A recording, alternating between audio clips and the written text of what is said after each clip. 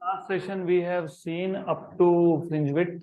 हमने इंटरफेरेंस, उसके बाद अगर आपको याद होगा conditions for study interference pattern, फिर यंग्स डबल स्लिट एक्सपेरिमेंट, उसके बाद हमने position of bright band and dark band, और फाइनली हमने देखा था फ्रिंज विड्थ, बैंड विड्थ। तो next topic is method for obtaining coherent sources. तो there are actually three methods to obtain coherent sources, और कोहेरेंट सोर्सेस आर रिक्वायर्ड क्योंकि अगर आपको इंटरफेरेंस पैटर्न स्टडी चाहिए, मैंने कल बताया था स्टडी इंटरफेरेंस पैटर्न मतलब जहां ब्राइट डार्क ब्राइट बैंड बना है वो ब्राइट बैंड वहीं पे वैसा ही रहना चाहिए थ्रू आउट टाइम, उसका इंटेंसिटी जितना है उतना ही रहना चाहिए। So there should not be change in the position of bright and dark band, and there should not be change in intensity of bright and dark band. तो वो होने के लिए स्टडी इंटरफेरेंस पैटर्न चाहिए, स्टडी इंटरफेरेंस पैटर्न के लिए coherent sources चाहिए, और कोहेरेंट सोर्सेस ऑब्टेन करने के लिए तीन मेथड्स है। So methods for obtaining coherent sources.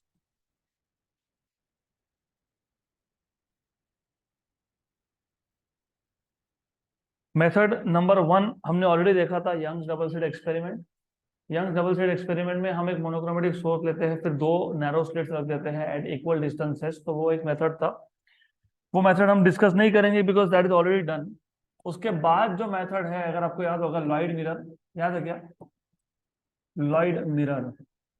तो लॉयड मिरर से भी हम लोग कोहेरेंट सोर्सेज ऑब्टेन करते हैं। तो concept is very simple.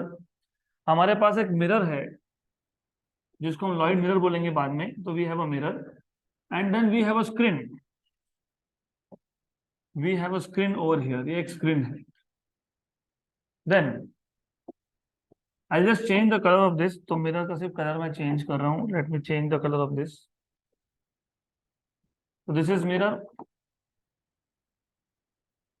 This is mirror जिसको हम बाद में लॉयड मिरर बोलेंगे, and this is screen. Interference pattern is always obtained on the screen. हमारे पास एक सोर्स है, we have some source of light, you have a single source of light and the source is placed in such a way that the light from the source grazes, मतलब ideally it is kept very close to the mirror. Ideally it is kept very close to the mirror. सिर्फ मैं दिखाते वक्त इसको इतना close नहीं दिखाने वाला, for some simple reason that I want to show the rays coming out from this and being reflected from the mirror. Ideally मैं वापस बता रहा हूँ, आइडियली ये मिरर ऐसा रखते हो, मिरर और सोर्स। तो सोर्स इज ग्रेजिंग, ग्रेजिंग मतलब मिरर को टच कर रहा है बेसिकली। लेकिन क्योंकि मुझे यहाँ पे रे डायग्राम ड्रॉ करना है तो थोड़ा मैं ऊपर दिखा रहा हूँ। तो यहाँ से इसमें से जो रेज इमिट होंगे, लाइट इमिट होगा from this source, it will fall directly on the screen also. तो डायरेक्टली स्क्रीन पे जाएगा या फिर रिफ्लेक्ट होके जाएगा, या फिर मिरर, मिरर से क्या होगा, रिफ्लेक्ट होगा। मैं सिर्फ बैक ट्रेस कर रहा हूँ, एक्चुअली ऐसा नहीं है, it should be like okay anyways. तो ये मिरर से रिफ्लेक्ट होके भी जाएगा। तो जो मिरर से रिफ्लेक्ट होके जा रहा है उसको मैं रेड कलर से डिनोट कर रहा हूँ, सिंपल। तो समथिंग लाइक दिस। तो आइडिया इज सिंपल। एक तो सोर्स से लाइट डायरेक्टली जाता है स्क्रीन पे, दूसरा रिफ्लेक्ट होके जाता है। तो हमारे पास दो अलग अलग टाइप के रेज है। क्यों है? क्योंकि इंटरफेरेंस के लिए कम से कम आपके पास टू वेव्स होने चाहिए। तो one is going directly, other is going after reflection. But you extend, if you extend this, अगर आप इसको एक्सटेंड करते हो रे को, तो it appears to us as if the ray is coming from, कहां से आ रहा है रे? From virtual source. तो थोड़ा सा ये रे डायग्राम ड्रॉ करने में दिक्कत आती ही है, तो मैं एक काम करूंगा, मैं इसको थोड़ा सा रीअरेंज कर लूंगा। I just rearrange this. Okay, good.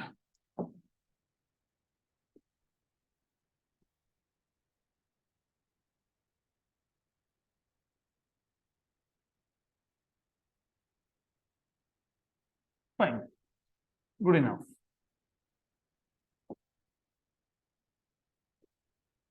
Alright.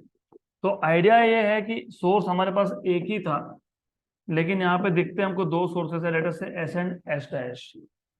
तो light from source is falling directly on the screen, and light from the source after reflection is also falling on the screen. So these rays which are going directly denoted by blue lines and the rays which are going after reflection denoted by red lines, they form an interference pattern on the screen. Since the two sources are derived from the same single source, hence these two sources are coherent. Coherent source का एक ही condition है that the two sources be derived from single source. तो double slit में भी तुमने वही किया था, एक सिंगल सोर्स लिया, दो स्लिट लिए, the light was appearing as if it is coming from two sources of the same frequency and same wavelength. Then number 2, और एक मेथड था जिसको बोलते हो बाइप्रिज्म एक्सपेरिमेंट, फ्रेस्नेल बाइप्रिज्म. तो next method to obtain coherent sources was Fresnel biprism. तो Fresnel biprism नाम में ये बाय मतलब दो, तो there are two thin prism. Thin prism is a prism with angle less than 10 degree. तो हमारे पास दो थिन प्रिज्म है, हमने दो थिन प्रिज्म को ज्वाइन किया है बेस टू बेस. तो ये एक प्रिज्म है, this is one prism, thin prism, और एक और प्रिज्म है, this is also thin prism. तो you are joining two thin prisms base to base. इसको बोलते हो Fresnel biprism. In this case what happens is, again आपके पास एक स्क्रीन है यहाँ पे, तो यू हैव अ स्क्रीन जिस पे आप इंटरफेरेंस पैटर्न को देखोगे, and then you have a source of light placed very near to the vertex of the biprism. So source of light is kept very close to the vertex of biprism. यहां से ray of light emit होगा. Ray of light from this source will travel to the edges and then it will bend. Similarly on this side also it will travel to the edges and then it will bend. Okay, then जो light इन between से आएगा उसका double refraction होता है, क्योंकि पहली बार light is going from air to glass, एक बार रिफ्रैक्शन हुआ, फिर ग्लास टू एयर दूसरी बार रिफ्रैक्शन हुआ. Due to double refraction the light will bend. अब देखो डायग्राम है ना, diagram book to book vary करता है, कहीं ऐसा दिखाया होगा कोई फर्क नहीं पड़ता, कहीं इधर दिखाया होगा कोई फर्क नहीं पड़ता. क्यों नहीं पड़ता? क्योंकि मैं दो ही रे दिखा रहा हूँ, सिर्फ दो है क्या? There are many.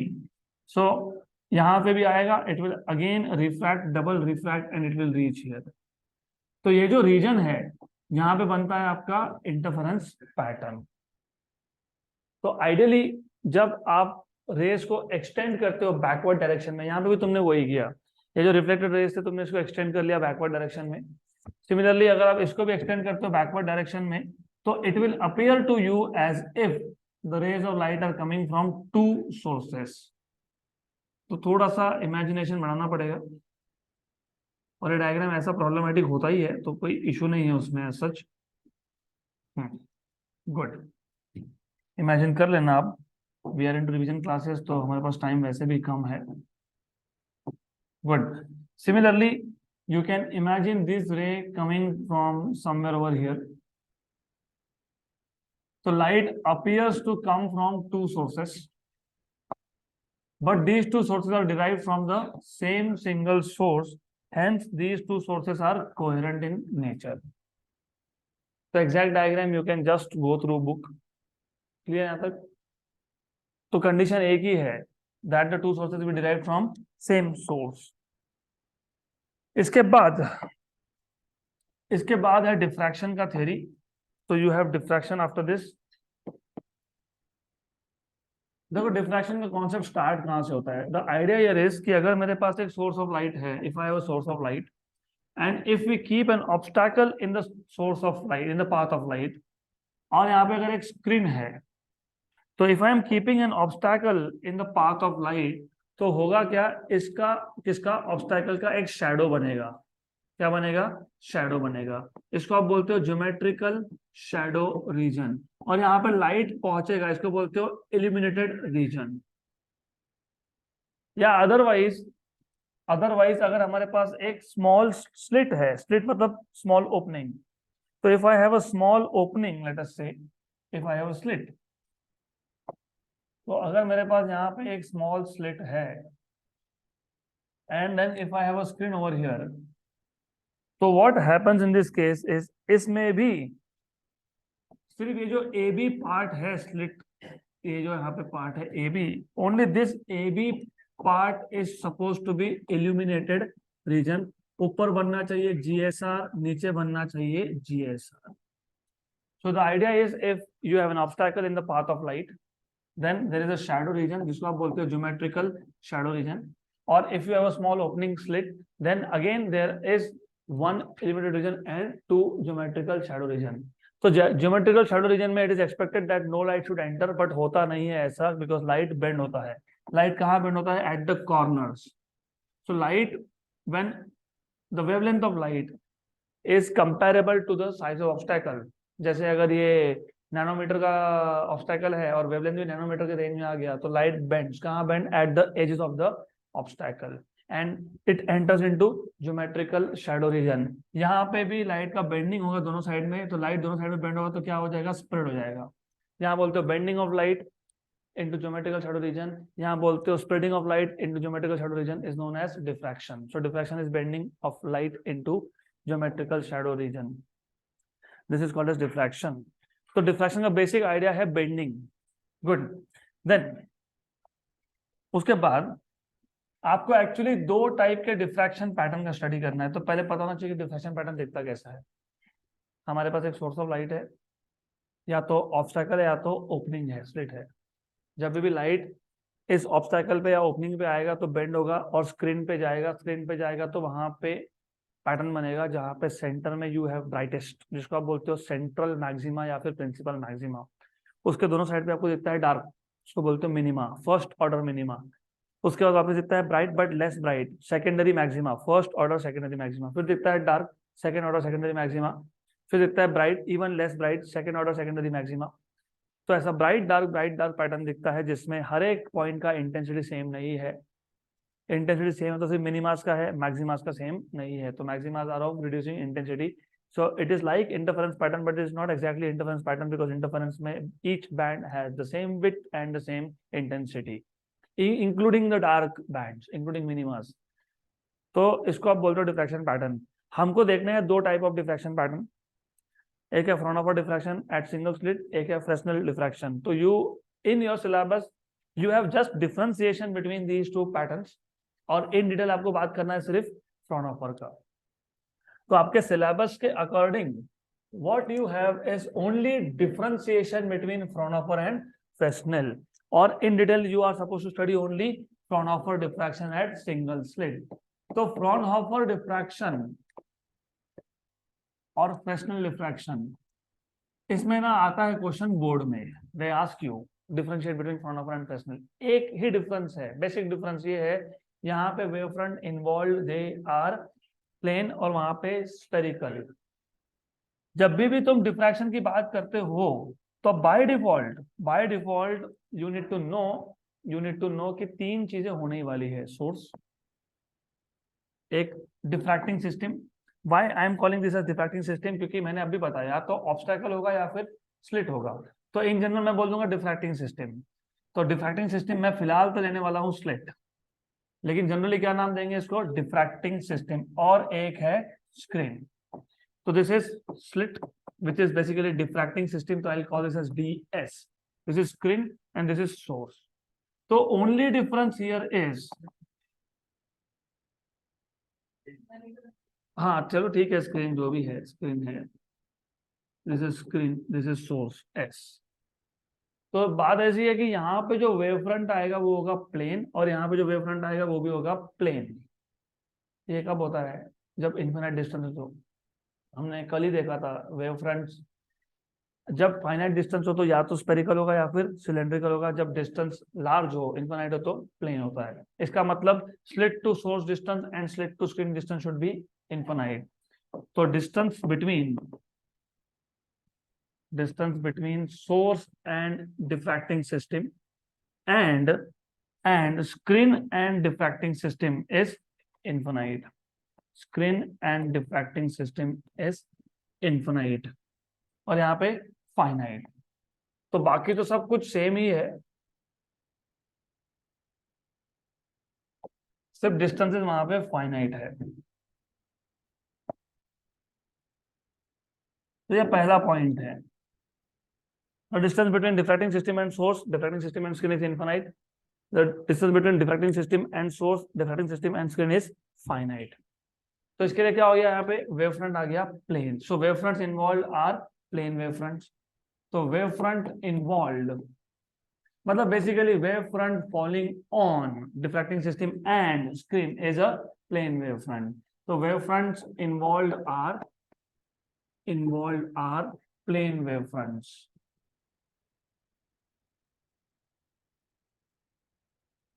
और यहाँ पे wave fronts involve are spherical wave fronts. Wave fronts are spherical. लेकिन प्लेन वेव फ्रंट बनाने के लिए तुम सोर्स को या स्क्रीन को डिफ्रैक्टिंग सिस्टम से प्रैक्टिकली इनफिनिट डिस्टेंस पे रख नहीं सकते. तो फिर हमको स्पेरिकल वेव फ्रंट को ही कन्वर्ट करना पड़ेगा किसमें, प्लेन में. तो हम लोग यूज करते हैं लेंस. कौन सा lens, convex lens. A pair of convex lens is used. A pair of convex lens is used to convert, of course, spherical wavefront into plane wavefront. Lens are not required here. So lens are not required here. ये हो गया differentiation between Fraunhofer and Fresnel. तो हमारा focus है Fraunhofer diffraction पे, and that too Fraunhofer diffraction at single slit. तो हमारे पास एक स्लिट है और एक स्क्रीन है. So you have one slit and you have one screen. That is screen definitely. And here you have a slit. तो यहाँ पे एक slit है. Then हमको दो लेंस लगते हैं. एक लेंस जो सोर्स से स्पेरिकल वेव फ्रंट आ रहा है, क्योंकि यहाँ से डाइवर्जिंग रेज है, इसको कॉन्वर्स करने के लिए लेंस यूज होता है. तो लेंस से पास होने के बाद रे क्या हो जाती है, पैरेलल. राइट. तो एक लेंस चाहिए स्लिट से पहले, स्क्रीन और सॉरी सोर्स और स्लिट के बीच में. तो मैं वो दिखा नहीं रहा हूं, वो ऑलरेडी है, अज्यूम कर लेंगे है. तो रेस क्या दिखाएंगे, पैरेलल. और यहां पे दिखा देंगे हम लोग एक लेंस. अब ये क्यों चाहिए, क्योंकि अकॉर्डिंग टू या तो Huygens principle, each point on the wave front acts as secondary source of light and it emits secondary wavelets and secondary wavelets are again spherical in nature. तो जैसे ही यहाँ पे प्लेन वेव फ्रंट आया, कहाँ पे आया, ए बी पे आया. ए बी क्या है, स्लिट है. स्लिट का विड्थ क्या लिया था तुमने, स्मॉल ए. किसी बुक में डी भी बोला होगा, but I will call this as small A. तो यहाँ पे ये स्मॉल ए विड्थ है इसका. तो each point here will act as secondary source of light and will start emitting spherical wavelets. तो इन स्पेरिकल वेवलेट्स को वापस किस में कन्वर्ट करना है, प्लेन वेव फ्रंट में कन्वर्ट करना है. That is why you need a lens here. देन यहां से जो भी वेव फ्रंट आ रहा था वो लेंस से पास होके आ रहा है. तो वो कौन सा है, प्लेन. और प्लेन वेव फ्रंट में रेस कैसे होते हैं, पैरेलल. और वो पैराक्सियल भी होते हैं बाय द वे. तो पहले तो मैं centre of the screen mark कर देता हूं. मैं सेंटर ऑफ स्लिट भी मार्क करता हूं, सी.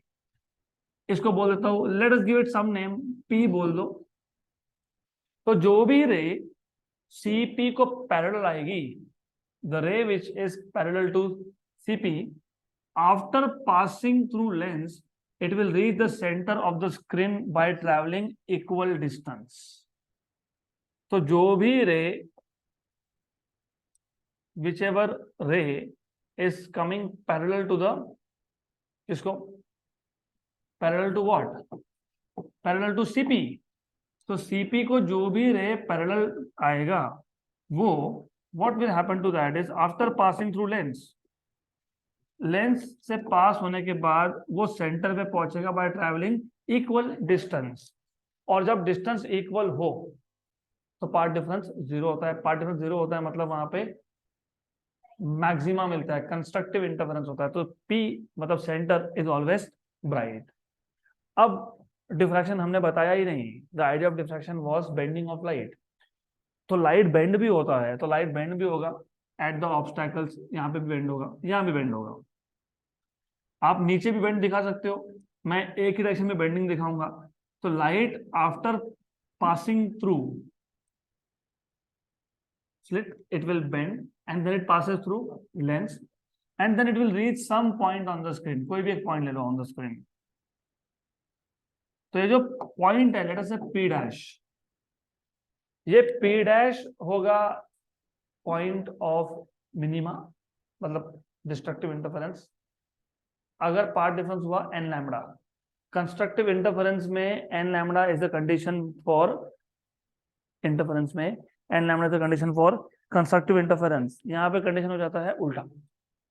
रिमेंबर कंस्ट्रक्टिव डिस्ट्रक्टिव याद है तो ये अपने आप ही आ जाएगा। जो कंडीशन इंटरफेरेंस में कंस्ट्रक्टिव का होता है वो यहाँ पे मिनिमा का होता है, जो वहां पे डिस्ट्रक्टिव का होता है यहाँ पे मैक्सिमा का होता है। तो पार्ट डिफरेंस एन लैम्डा था कंस्ट्रक्टिव इंटरफेरेंस, तो यहाँ पे वो होगा मिनिमा। वहां था 2n+1 लैम्डा बाई 2 डिस्ट्रक्टिव, वो यहाँ पे होगा मैक्सिमा। अब ऐसा क्यों होता है वो भी समझ लो। देखो अल्टीमेटली बात यह है कि अगर ए और बी मैं इन दोनों में से रेस को कंसिडर करूं, और अगर इन दोनों में से जो रेज आ रहे हैं उनमें पार्ट डिफरेंस है लैम्डा, तो फिर ए और सी में से कितना है लैम्डा बाई 2, सी और बी में से कितना है लैम्डा बाई 2। मैंने आपको बताया डिफ्रैक्शन बेंडिंग प्लस इंटरफेरेंस है, तो अल्टीमेटली हो क्या रहा है इंटरफेरेंस। इंटरफेरेंस के लिए कितने चाहिए लाइट, 2 वेव्स चाहिए। मतलब एक रे कहां से आ रहा है upper half of the wave front, और उसी को करस्पॉन्डिंग लोअर हाफ में भी एक पॉइंट है। अगर इसके नीचे से आएगा तो उसके नीचे भी करस्पॉन्डिंग एक पॉइंट है। तो इंटरफेरेंस हो किसका रहा है, one source from upper half of the wave front end other from the lower half of the wave front. तो अगर वेव फ्रंट के पहले और आखिरी पॉइंट में पार्ट डिफरेंस लैम्डा है, तो अपर हाफ और लोअर हाफ के पॉइंट में कितना है लैम्डा बाई 2 है। तो दैट इज वाई अगर एक्सट्रीम पॉइंट में मतलब ए और बी पॉइंट में पार्ट डिफरेंस लैम्डा होगा, तो फिर अपर हाफ का कोई भी पॉइंट और लोअर हाफ का करस्पॉन्डिंग पॉइंट में लैम्डा बाई 2 होगा। तो कंस्ट्रक्टिव इंटरफेरेंस का कंडीशन लैम्डा एक्चुअली बन जाता है मिनिमा का कंडीशन। यहाँ पे ज्यादा क्लियर। तो हमको सिर्फ इतना पता होना चाहिए, you just need to know one thing, that is minima का कंडीशन क्या। मिनिमा का कंडीशन यहाँ पे आता है path difference delta equal to N lambda, और सेकेंडरी मैक्सिमा का आता है 2n+1 lambda by 2। Secondary maxima का आता है delta equal to 2n+1 lambda by 2। सिर्फ अब आपको करना है पाथ डिफरेंस फाइंड। तो याद रखना पाथ डिफरेंस फाइंड करने के लिए दो रेज में कभी भी पाथ डिफरेंस फाइंड करना हो तो पहले रे से दूसरे रे पे ड्रॉ करते हो परपेंडिकुलर। इसको मैं बोल दूंगा ई पॉइंट। ये ए और ई, इसके बाद कोई पाथ डिफरेंस नहीं आता, तो पाथ डिफरेंस इतना ही है बी से ई तक। तो path difference from B to E. मैं इसको एक लाइन ड्रॉ कर लेता हूं स्ट्रेट। ये है एंगल ऑफ डिफ्रैक्शन थीटा, ये टोटल एंगल है 90, तो ये है 90 माइनस थीटा, ये टोटल है 90, तो ये एंगल है थीटा। तो अगर तुम इस ट्राइंगल पे कॉन्सेंट्रेट करोगे, A B E triangle, A B E triangle पे अगर तुम कॉन्सेंट्रेट करोगे तो you will see something like this is A point, this is theta angle, this is B point, this is E point. तो path difference कितना है be, लेकिन be क्या है अपोजिट है, किसको अपोजिट है साइन को अपोजिट है। तो what you will get from here is sine theta is opposite side, मतलब BE upon hypotenuse which is AB. तो BE equal to A B sine theta, लेकिन बीई है पाथ डिफरेंस और ये है ए साइन थीटा। तो फिर मिनिमा के लिए पाथ डिफरेंस चाहिए था आपको एन लैम्डा, लेकिन ये आ गया A sine theta equal to N lambda. Normally angles are small, तो A theta equal to N lambda, तो theta equal to N lambda by A. लेकिन मिनिमा क्या एक ही जगह पे बनेगा, नहीं, तो theta n, where n is order of minima, n is order of minima. Then similarly for maxima, you should have path difference equal to 2n+1 lambda by 2। तो a sin theta, लेकिन angle क्या है small है, तो a theta equal to 2n+1 lambda by 2। तो theta equal to 2n+1 lambda by 2a।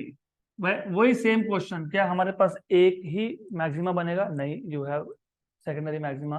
तो there are, पहले तो प्रिंसिपल मैक्सिमा है, फिर मिनिमा है फर्स्ट ऑर्डर, फिर सेकेंडरी मैक्सिमा है फर्स्ट ऑर्डर, फिर मिनिमा है सेकंड ऑर्डर, फिर सेकेंडरी मैक्सिमा है सेकंड ऑर्डर। तो ये अलग अलग ऑर्डर के आपके पास मैक्सिमास का कंडीशन बन गया।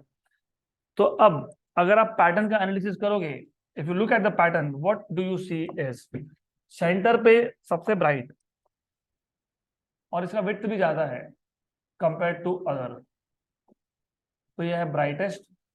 फिर उसके बाद मिनिमास के पॉइंट है, पॉइंट है मतलब वहां पे सिर्फ एक सिंगल पॉइंट बनता है। फिर आप क्या जाता है सेकेंडरी, फिर उसके बाद वापस मिनिमा आता है पॉइंट, फिर आता है सेकेंडरी। तो मैं विड्थ कम कर रहा हूं, मतलब मैं ये बता रहा हूं कि ब्राइटनेस हो रहा है कम। अब अगर आप इसको प्लॉट करते हो, इसका इंटेंसिटी डायग्राम बनाते हो, तो यहाँ पे आप प्लॉट कर रहे हो इंटेंसिटी और यहाँ पे आप प्लॉट कर रहे हो एंगल, थीटा या साइन थीटा, दोनों में से एक चीज प्लॉट कर सकते हो आप।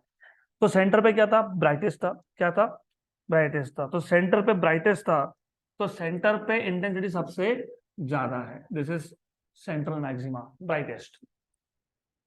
उसके बाद इसके दोनों साइड पे मिनिमा था, और आपको दिख रहा है ये पॉइंट ऑफ मिनिमा है, जहां पे लाइट कुछ भी नहीं है, जीरो इंटेंसिटी है, तो this is point of minima. ये कौन सा आ गया, फर्स्ट ऑर्डर मिनिमा। क्या आ गया ये, फर्स्ट ऑर्डर मिनिमा। लेकिन फर्स्ट ऑर्डर मिनिमा कितने एंगल पे बनेगा, what is the condition of minima, N lambda by A. First order मतलब 1 प्लस और माइनस, तो ये आ जाएगा lambda by A plus lambda by ए, और ये आ जाएगा माइनस लैम्डा बाई ए। उसके बाद क्या बनेगा, maxima, secondary maxima of which order, first order. तो दोनों साइड पे you will get first order, okay. और उसके बाद क्या बनेगा, मिनिमा, सेकेंड ऑर्डर मिनिमा। तो यहाँ पे मिनिमा, यहाँ पे भी मिनिमा, कितना, 2 लैम्डा बाई ए, यहाँ पे 2 लैम्डा बाई ए, यहाँ पे -2 लैम्डा बाई ए, क्लियर। उसके बाद सेकेंड ऑर्डर सेकेंडरी मैक्सिमा, तो सेकेंड ऑर्डर सेकेंडरी मैक्सिमा बनेगा इसके बाद, ओके। तो intensity will even decrease, intensity further decreases, दोनों साइड पे सेम। तो ये आ गया intensity diagram, this is how it is. Of course उसके बाद आपको पता ही है 3 lambda by a and -3 lambda by a, इसको बोलते हो इंटेंसिटी डायग्राम। और ये हमको रेलिक क्राइटेरिया में भी काम में आने वाला है, तो ये डायग्राम आपको अच्छे से पता होना ही चाहिए, तो you need to know this, clear. इसके बाद हमको फाइंड करना है width of central maximum, central maximum का विड्थ फाइंड करना है, मतलब आपको बेसिकली इसका विड्थ फाइंड करना है। अब इसका विड्थ फाइंड करने के लिए सिर्फ मैं इसको दिखा रहा हूँ वर्टिकल, स्क्रीन को वर्टिकल और इसको horizontal, clear. So I will be showing this as horizontal and the screen as vertical. So what you want to find is this. Okay. चलो कोई दिक्कत नहीं है, ऐसा ही सही। तो आपको ये फाइंड करना है, you want to find out width of central maximum। ये स्क्रीन है, ऑफ कोर्स यहाँ पे फर्स्ट मिनिमा है, यहाँ पे भी फर्स्ट मिनिमा है, and of course you have this as the center of the screen, center of the screen, ये center of the screen है। और आपके पास डेफिनेटली यहाँ पे एक स्लिट था, तो यू हैव अ स्लिट, और स्लिट के जस्ट बाद आपके पास था एक लेंस। स्लिट के जस्ट बाद बोलने का रीजन है कि focal length of the lens and the distance between slit and the screen they are approximately same. अब जब लाइट बेंड होता है, तो लाइट तो बेंड दोनों डायरेक्शन में होता है, यहाँ पे होगा और यहाँ पे भी होगा, और इक्वल अमाउंट से होगा, क्योंकि दोनों के दोनों क्या है, फर्स्ट मिनिमा है, तो ये एंगल कितना है, थीटा। हमको फाइंड करना है विड्थ, तो विड्थ मतलब यहां से तो यहां तक का डिस्टेंस इज विड्थ। हम एक काम करेंगे, हम पहले फाइंड कर लेंगे हाफ विड्थ, जिसको बोल देंगे x, और दूसरी साइड पे फाइंड करेंगे x, तो विड्थ इज 2x। तो 2x फाइंड करने के लिए साइन थीटा, कॉस थीटा या tan theta, tan, what is tan, opposite upon adjacent. तो tan theta is equal to opposite upon adjacent, opposite is x, adjacent is f या फिर d, whichever you want to take. और अगर angle small हुआ तो theta equal to x by d, equation number 1। लेकिन ये जो point मैंने दिखाया है ये कौन है? फर्स्ट फर्स्ट ऑर्डर मिनिमा है। तो फर्स्ट ऑर्डर मिनिमा का कंडीशन क्या था? Theta equal to lambda by a, right? But theta equal to N lambda by ए, और for first minima you have n equal to 1, therefore theta equal to lambda by a, equation number 2. From 1 and 2, x by d equal to lambda by a, therefore x equal to lambda d by a, therefore width equal to 2x, that is 2 lambda d by a। ये आ गया width of central maxima। Clear? Then इसके बाद था Rayleigh criteria, that is the last topic of this chapter. Rayleigh criteria बहुत easy idea है।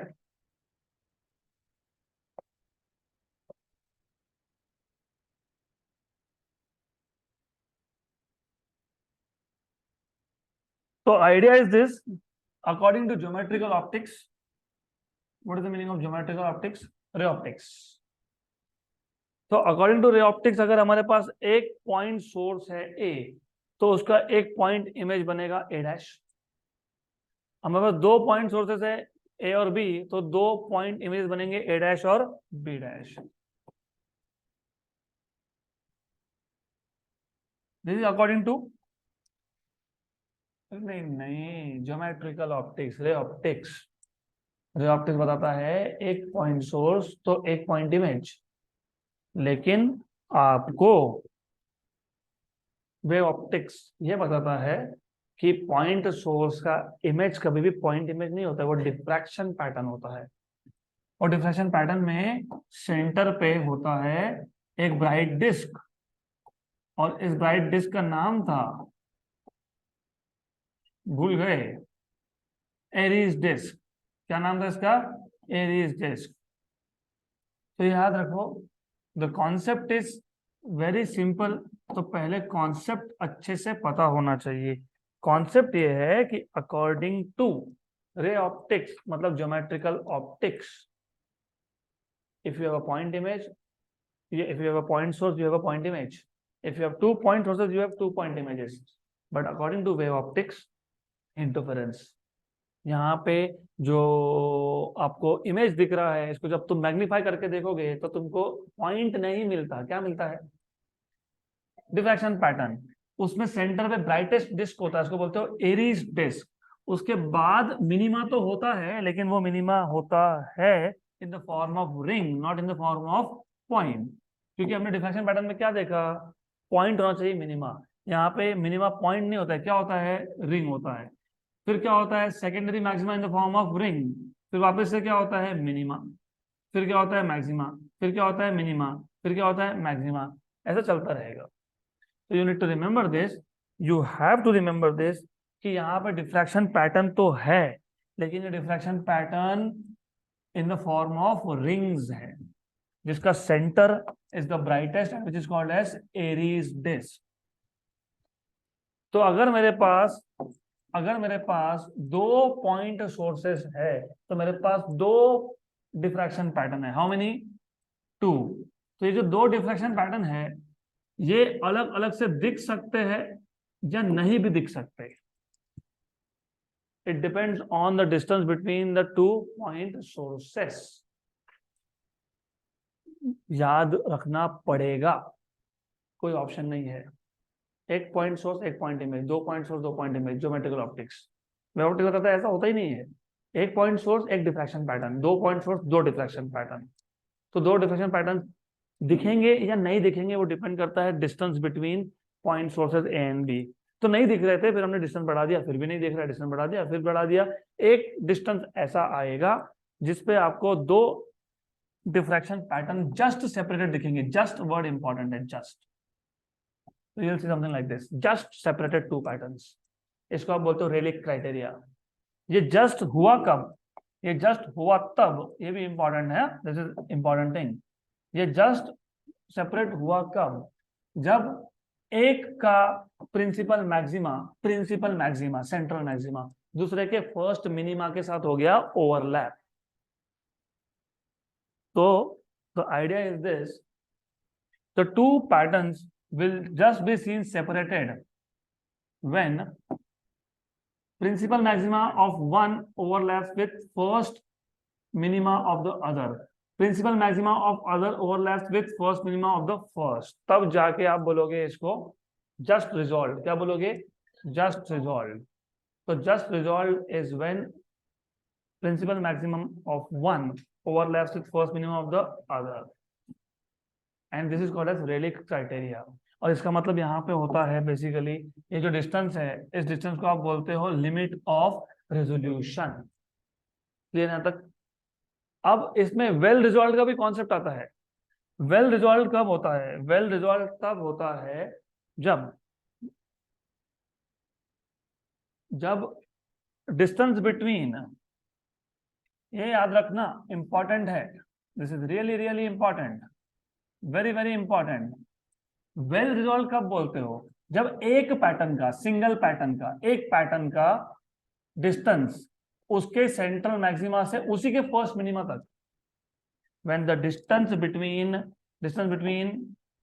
central maxima and first minima of any pattern, let us say y, is greater than distance between the central maxima of the two pattern। बराबर?